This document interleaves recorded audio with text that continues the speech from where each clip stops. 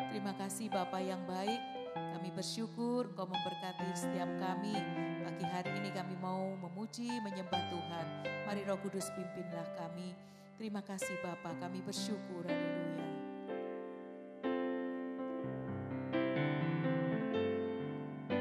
Tuhan, Kaulah pengharapanku, ku percaya hanya kepadamu,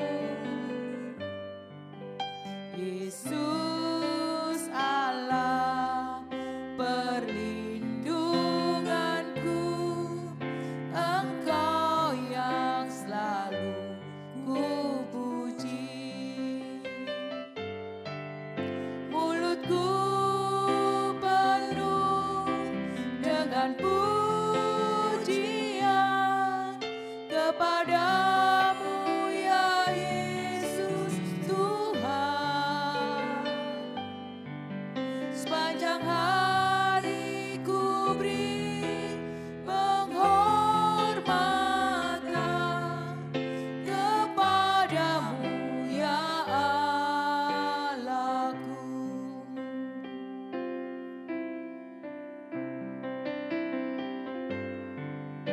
Tuhan, Kaulah pengharapanku, ku percaya hanya kepadamu, Yesus Allah perlindunganku, Engkau yang selalu ku puji. Mulutku penuh dengan pujian kepadamu ya Yesus Tuhan. Sepanjang hari ku beri penghormatan kepadamu ya Allahku. Glory, haleluya.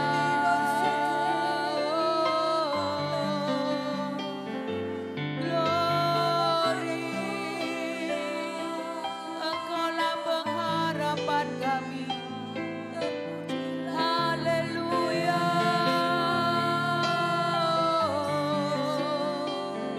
Engkaulah perlindungan kami Tuhan. Haleluya. Glory, kami agungkan Engkau Tuhan. Kami tinggikan namamu. Glory, haleluya. Engkau segalanya bagi kami. Terpujilah namamu Tuhan.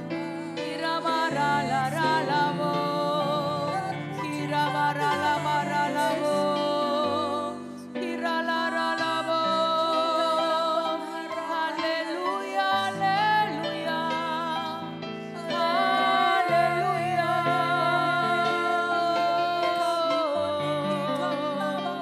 Glory, haleluya.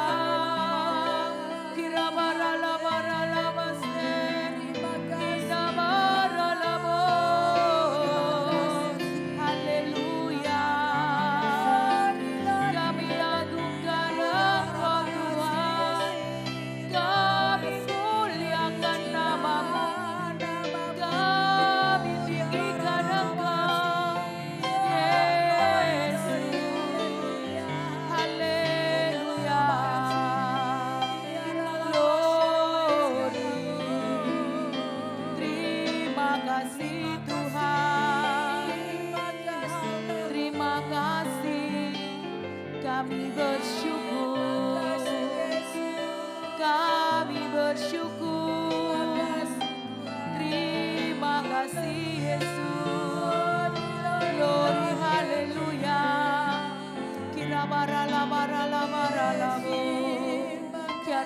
maralabo. Inna maralaralabo. Terima kasih Tuhan. Terima kasih oh. Haleluya. Mulutku penuh dengan pujian kepadamu ya Yesus Tuhan. Sepanjang hari ku beri penghormatan kepadamu ya Allahku. Sepanjang hari ku beri penghormatan kepadamu ya Allahku. Sepanjang hari ku beri penghormatan kepadamu ya Allahku.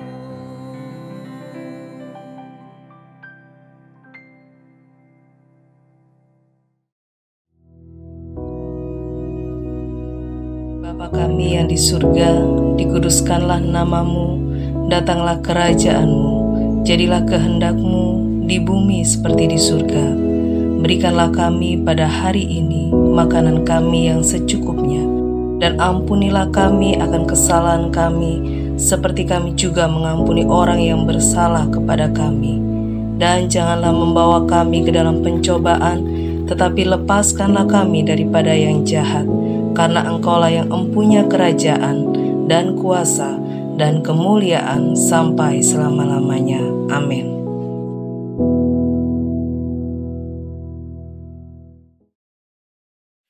Shalom, selamat pagi Jemaat Tuhan. Pagi hari ini mari sama-sama kita akan ambil waktu sebentar untuk kita boleh dengar kebenaran firman Tuhan.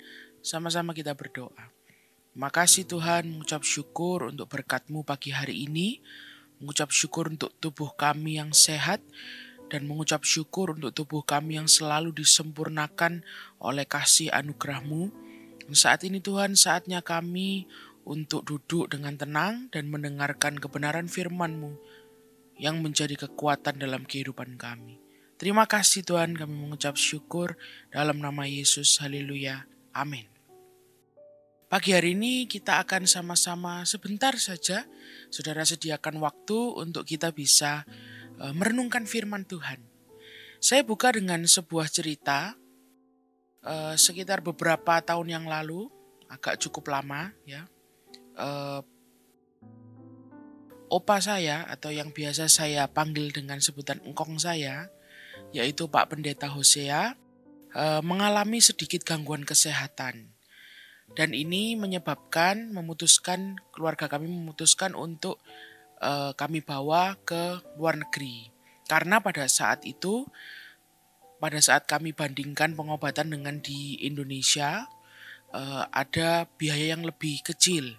Dan juga ada dokter yang banyak sekali yang memberikan testimoni bahwa dokternya bagus. Gitu. Akhirnya kami putuskan, ya sudah kita bawa saja ke luar negeri. Nah ini adalah kunjungan atau kontrol yang kedua. Gitu ya.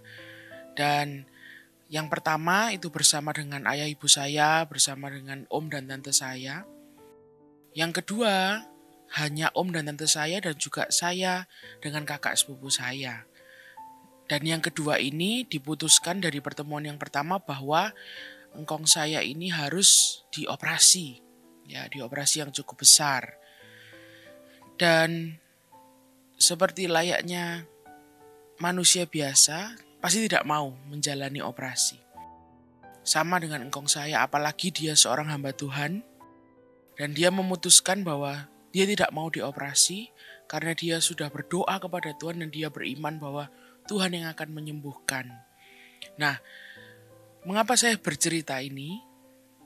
Yang unik adalah dokter yang menangani engkong saya ini itu terkenal dokter yang memang pintar gitu ya. Tetapi biasanya kalau dokter yang pintar itu biasanya skill komunikasinya bukan seperti marketing atau orang lain yang bisa beramah dengan orang lain gitu ya kalau ngomong. Karena dia hanya bisa menyampaikan fakta dan ilmu yang dia tahu gitu. Jadi memang kita juga bertemu dengan seorang dokter yang pintar dan kalau ngomong sama orang dia nggak pakai basa-basi. Kalau dia mungkin nggak suka, kalau dia mungkin marah ya dia marah. Kalau dia ingin menyampaikan sesuatu dia sampaikan secara langsung. Nah ini membuat waktu itu tante dan om saya bilang kepada saya, ini kita siap-siap ya, karena engkau nggak mau dioperasi, kita harus ngomong sama dokternya. Dan kita yakin dokternya ini pasti marah, gitu ya, karena mereka sudah mengalami pertemuan yang pertama yang sebelumnya. Gitu. Wah dokter ini pasti marah, ini dokter nggak bisa diajak bercanda, ini dokternya, ini dokter yang serius. Oke lah. Kami semua agak deg-degan, akhirnya kami bersama-sama bertemu dengan dokter tersebut dan akhirnya saya yang ditunjuk untuk berbicara dengan dokternya. Nah, saya juga cukup deg-degan karena dikasih cerita bahwa dokternya agak sedikit judes gitu ya bahasa sehari-harinya. Tapi saya coba ngomong. Jadi dokternya sudah bilang, "Oke ya, besok kita jadwalkan operasi jam sekian. Nah, dalam hati saya ini saatnya saya bicara dan pasti setelah ini dia marah. Lalu kemudian saya bicara pelan-pelan. Waktu itu dalam bahasa Inggris. Saya sampaikan, "Dok, maaf ini engkong saya ini tidak berkenan untuk dioperasi karena kalau bisa mungkin diterapi dengan yang lain, dengan cara yang lain. Dia tidak mau untuk dioperasi." Dan betul, sesuai dengan perkiraan, dokternya langsung marah. Dokternya, kita bilang seperti ini, mungkin ada obat yang bisa dikonsumsi untuk mengatasi kondisinya. Dokternya marah-marah. Dia bilang, kalau memang ada obat yang bisa menyembuhkan, saya nggak perlu jadi dokter. Saya jadi penjual obat aja. Wah, seperti itu kira-kira. Dan itu panjang, dia marah-marah dan mukanya sangat serius. Memang orangnya sangat serius gitu ya. Saya dengarkan kita semua, wah kita sudah siap, wah ini pasti memang marah. Dan kemudian saya memutuskan untuk tidak takut gitu ya, atau tidak marah balik. Tapi saya coba ngomong dengan baik kepada dia, saya jelaskan pelan-pelan. Dan juga saya berusaha untuk ya masukkan sedikit gurauan gitu ya. Lalu saya berbicara kepada dia, begini dok alasannya dan lain sebagainya. Tiba-tiba dia ketawa. Ya kita juga kaget ya, habis marah-marah itu. Tiba-tiba dia tertawa, dia bicara sama saya. Oh gitu ceritanya ya. Ya gimana lagi. Tentu saja dia masih dalam kondisi yang kesal gitu ya. Cuman dia ketawa dengan apa yang saya sampaikan. Dan kemudian pembicaraannya jadi lebih santai. Singkat cerita akhirnya tidak jadi dioperasi gitu ya. Dan dokternya ya sudah kalau mau minum obat ini aja, tapi saya tanda tangan ya nanti ya, saya nggak mau tanggung jawab gitu. Dan kita percaya bahwa yang menyembuhkan adalah Tuhan. Sampai detik ini Pak Osia sehat, bisa menjalani kehidupan yang sehat tanpa dioperasi. Dan kami juga percaya Tuhan memakai obat-obatan yang memang dikonsumsi, tetapi mujizatnya itulah yang menyembuhkan engkong kami semua. Nah, dari cerita ini saya berpikir ya, seringkali kita ini tahun ini belajar mengenai penuh dengan Roh Kudus. Mungkin yang kita bayangkan penuh dengan Roh Kudus itu sesuatu yang besar. Mungkin saya nanti bisa bernubuat gitu ya. Atau mungkin nanti apalah penuh dengan Roh Kudus itu saya bisa bergetar-getar badan saya dan lain sebagainya. Itu sesuatu yang bisa saja terjadi. Itu respon kita sebagai manusia saat Roh Tuhan yang besar dicurahkan dalam hidup kita. Mungkin kita tidak bisa tahan. Tetapi ada beberapa hal simple, beberapa hal-hal yang kecil yang menunjukkan bahwa sebenarnya kita mau dipimpin oleh Roh Kudus. Kita buka sama-sama di Amsal 15 mulai ayat yang pertama. Dikatakan seperti ini. Jawaban yang lemah lembut meredakan kegeraman, tetapi perkataan yang pedas membangkitkan marah. Nah, Seringkali kita pikirkan penuh dengan Roh Kudus itu apa ya maksudnya ya? Tahun ini Gereja Allah Baik temanya Fullness of the Spirit. Lalu apa? Saya nggak bisa ngerasakan, saya nggak merasa apa-apa dalam tubuh saya. Yang bisa kita cek adalah buah rohnya. Apa yang keluar dari kehidupan kita. Dikatakan jawaban yang lemah lembut meredakan kegeraman. Bisakah kita melakukan itu dalam kehidupan kita? Bisakah buah roh yang ini dihasilkan dari kehidupan kita? Seringkali kalau kita berhadapan dengan seseorang yang bahasa gampangnya ya, bahasa sehari-harinya ngegas gitu ya. Kalau bisa kita gas balik gitu. Ngapain kita nggak takut kok. Lalu apa yang terjadi setelah itu? Kekacauan, pertengkaran, dan lain sebagainya. Nah hari ini simple sekali. Ini adalah firman Tuhan yang merupakan teguran buat saya juga secara pribadi. Oleh karena itu saya bagikan. Saya nggak hanya ngomong, tetapi ini adalah teguran buat saya. Saya sebagai pelayan Tuhan, saya diberi tanggung jawab untuk memimpin beberapa orang. Tentu saja saya ada momen-momen di mana ngegas itu terjadi gitu ya. Saya tidak bisa mengontrol emosi. Bisa saja terjadi. Tapi setiap kali kita mau belajar apa yang firman Tuhan katakan. Nah saya nggak tahu apa yang mungkin sedang saudara alami. Mungkin sedang berkonflik dengan keluarga. Kalau ketemu orang yang itu mau bicara baik-baik pun akhirnya pasti bertengkar misalnya. Kita belajar. Kita minta dipenuhi oleh Roh Kudus. Firman Tuhan bilang, jawaban yang lemah lembut meredakan kegeraman. Bisa nggak waktu seseorang itu marah-marah kepada kita, kita bisa mempraktekkan buah-buah roh itu dalam kehidupan kita? Bisa nggak kita jawab dengan lemah lembut? Dan yang saya ceritakan pengalaman saya bisa menjawab dokter itu dengan lemah lembut dan lain sebagainya bukan karena saya hebat. Tapi sebelumnya saya minta tolong dengan Tuhan. Saya minta tolong Roh Kudus yang membimbing saya. Supaya tidak salah bicara. Kalau memang saya lupa berdoa, saya tidak minta tolong kepada Tuhan, pasti daging saya yang akan berkuasa. Jadi firman Tuhan ini untuk kita. Yang simpel saja. Apa itu dipenuhi dengan Roh Kudus? Penguasaan diri kita. Pengendalian diri kita. Bisakah kita lakukan? Nah di dalam ilmu psikologi ada yang dikenal sebagai istilahnya adalah regulasi emosi.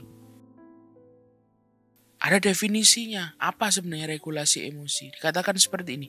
Regulasi emosi adalah kemampuan yang dimiliki seseorang untuk menilai, mengatasi, mengelola, dan mengungkapkan emosi yang tepat dalam rangka mencapai keseimbangan emosional. Nah, bagaimana kita bisa mengelola emosi kita dan mengungkapkannya dengan tepat? Kalau saudara ingin dikatakan sebagai seseorang yang memiliki jiwa yang sehat, ya, tidak mau disebut orang yang jiwanya sakit atau mungkin yang lebih kasar, orang yang sakit jiwa, kita harus menjaga. Bagaimana caranya? Disebut sebagai regulasi emosi atau emotion regulation. Di mana itu semua dilakukan dengan cara apa? Menilai, mengatasi, mengelola, dan mengungkapkan emosi dengan tepat. Untuk apa sih sebenarnya? Dalam rangka mencapai keseimbangan emosional. Nah, saudara pengen nggak emosi saudara ini seimbang? Bukan menjadi pribadi yang meledak-ledak. Atau pribadi yang mungkin tidak punya emosi sama sekali. Nah, ini sesuatu yang penting. Apa yang diajarkan firman Tuhan diakui oleh dunia. Itu yang firman Tuhan inginkan dalam kehidupan kita. Hari ini kalau saudara ingin dikatakan saudara sebagai orang yang penuh dengan Roh Kudus, minta kepada Roh Kudus supaya kita dipenuhi oleh rohnya. Dan kita dapat menguasai diri kita. Simpel sekali, satu saja tugas kita. Padahal masih banyak yang harus kita kerjakan dalam hidup kita. Tapi pagi hari ini ada satu hal yang harus kita cek. Bisakah kita mengendalikan emosi kita? Bisakah kita menjaga kata-kata yang keluar dari mulut kita sehingga selalu menjadi berkat untuk orang lain? Bagaimana caranya? Dalam 1 Petrus 4 ayat 7. 1 Petrus 4 ayat 7 dikatakan seperti ini. kesudahan segala sesuatu sudah dekat. Karena itu kuasailah dirimu dan jadilah tenang, supaya kamu dapat berdoa. Kuasai diri kita supaya apa? Kita dapat berdoa. Berdoa itu apa? Berkomunikasi dengan Tuhan. Kalau kita nggak bisa meregulasi emosi kita nggak bisa kuasai diri kita, jangankan kita berdoa, kita menenangkan diri sendiri aja belum bisa. Firman Tuhan bilang, jadilah tenang, supaya kamu dapat berdoa. Pagi hari ini tidak perlu firman Tuhan yang terlalu panjang dan terlalu rumit. Mari kita minta dipenuhi oleh Roh Kudus, terutama tahun ini. Kita diingatkan, supaya Roh Kudus yang mengendalikan kehidupan kita. Bagiannya Dia untuk bisa memenuhi kita, dan bagian kita untuk melakukan tugas kita. Apa tugas kita? Kuasai dirimu, jadilah tenang, berdoalah. Itu tugas kita. Dan yang lain yang gak bisa kita lakukan, Roh Kudus yang bimbing kita, Roh Kudus yang tuntun kita, supaya setiap hari kita menjadi pribadi yang lebih baik dan lebih baik lagi. Bukan supaya kita jadi orang yang hebat, tetapi supaya nama Tuhan dipermuliakan lewat kehidupan kita. Mengucap syukur untuk firman Tuhan pagi hari ini, mari sama-sama kita berdoa. Bapa yang baik, kami mengucap syukur untuk firman-Mu yang Kau berikan dalam kehidupan kami. Dan saat ini Roh Kudus, kami berdoa di hadapan-Mu, kami meminta supaya Engkau yang menguasai setiap kami. Supaya Engkau yang mengendalikan kami. Dan terutama apa yang keluar dari mulut kami. Segala sesuatu yang kami katakan, Engkau yang membimbing, Engkau yang menuntun. Sehingga semua yang keluar dari mulut kami menjadi berkat untuk orang lain. Dan ajarkan kami juga bisa mengampuni orang lain yang mungkin bersalah kepada kami. Sama seperti Engkau telah mengampuni setiap kesalahan kami. Terima kasih Tuhan untuk firman-Mu. Kami mau taat, kami mau merendahkan hati kami, dan kami mau dipimpin oleh Roh Kudus. Kami mengucap syukur hanya di dalam nama Tuhan Yesus Kristus. Haleluya. Amin.